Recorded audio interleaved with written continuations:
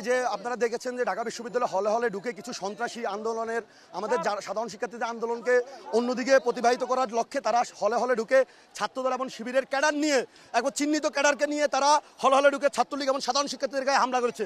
আজকে ঢাকা বিশ্ববিদ্যালয় শিক্ষার্থীরা জড়ো হচ্ছে, যারা এই ন্যাক্কারজনক হামলা করেছে তাদের বিচার করতে হবে, আর নাহলে অন্যথায় এতে বাংলাদেশে আগুন জ্বলবে।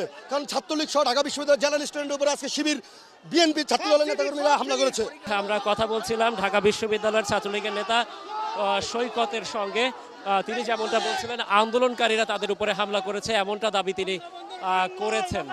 আমরা চেষ্টা করছি যে এই যে অপ্রীতিকর একটি অবস্থা চলছে, এই অপ্রীতিকর অবস্থায় যতটুকু সম্ভব এখানকার যে অবস্থা, এখানকার যে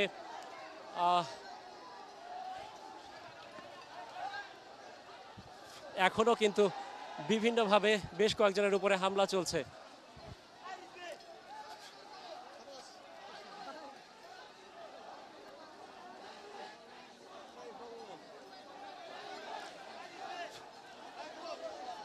যেসব শিক্ষার্থীরা বিভিন্ন জায়গায় বিক্ষিপ্তভাবে ছড়িয়ে ছিটিয়ে আছে, আন্দোলনকারী শিক্ষার্থীরা তাদের বিভিন্ন জায়গায় আক্রান্ত হচ্ছেন সেটিও অস্বীকার করা যাবে না।